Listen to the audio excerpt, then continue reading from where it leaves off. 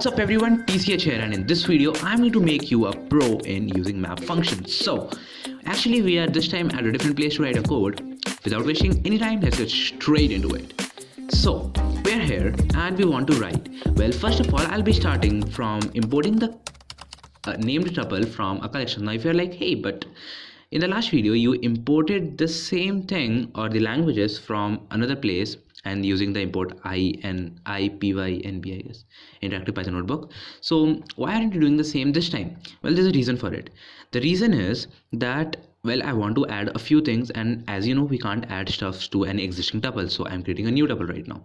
So what I'll do is again create my languages using my named tuple. So the languages with my named and the level wherein I am again declaring one more field, which is YOB. What does YOB stand for? It is nothing but the year of birth. So after I have declared my year of birth, I am saying, or rather I am declaring all of my languages with the year when they were first declared or when they were first born. So Python was in 1989. JavaScript similarly was in 1995. Java was in 1996. So yeah, like while writing this, for the first time I came to know that Java came after the delivery of Python. Oh my goodness, that was just mind-blowing for me at least. So after that I have written all of my languages.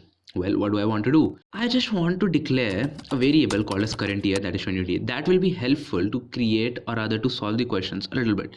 Well, if you're asking, hey, but what is the question? Well, the question is to find the age or the how old each and every language is. Pretty simple question.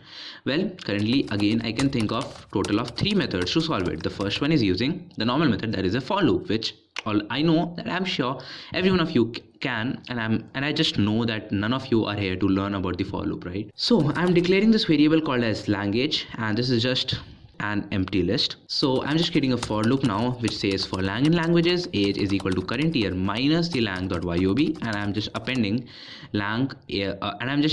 age to my language.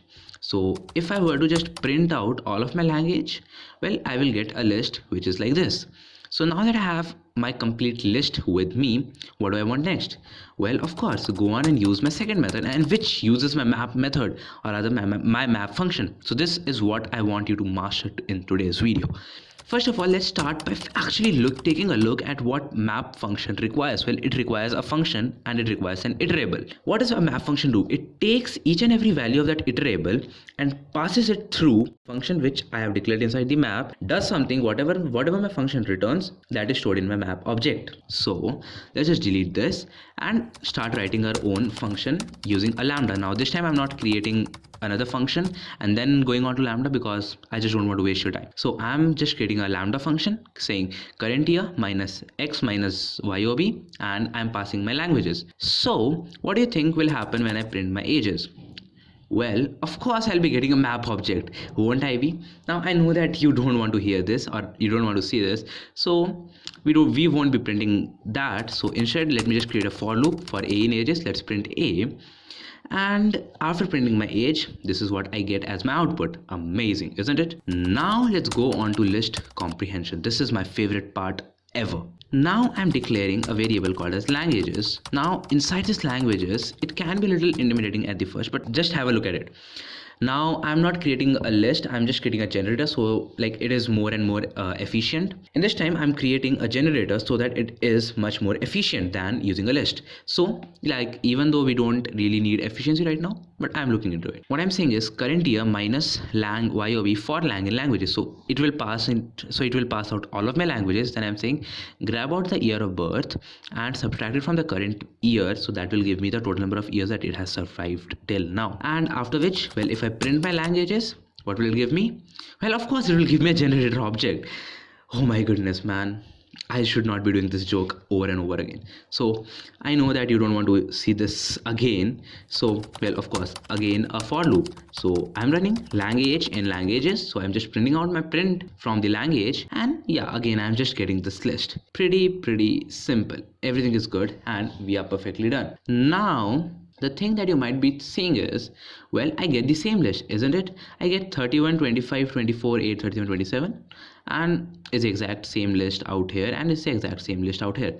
Now it really depends upon you. I don't think that after watching this video any of you is going to use this bulky for loop, because it just see it uses 4 freaking lines just to do one single task, which my map and my list could do just in one line. So why should you waste 4 lines? Just have some common sense. Don't use it. Don't use the for loop. For the sake of this channel, don't use it. So use either map is easy, really easy in this case, and list comprehension as well. So yeah, everything that you want to do can be done using list comprehension. That the reason why I'm telling you this is because, well, if you're learning functional programming, you need to use function. This is not a function, this is a comprehension of a list. This is a function, so you can definitely use it if you're using list, if you're using, well, functional programming. But I don't think that anybody uses functional programming now, or do they? Let me know in the comments if you still use functional programming. You can definitely pour your heart out there. And yeah, definitely in the next video we'll be mastering reduce, and since we have already done this, so of course, so the next video is going to be an interesting one of my favorites, so stay tuned for it. One thing that I would like to say is, go, there will be a button, like actually 2 to 3 buttons down there. One will say like, one will say dislike. So you can press the like button any odd number of times, and you can press the dislike button any even number of times. Make sure that before you leave the channel, it has a blue mark on it. So yeah, that's it for this video, guys. Bye bye. Hope seeing you in the next video.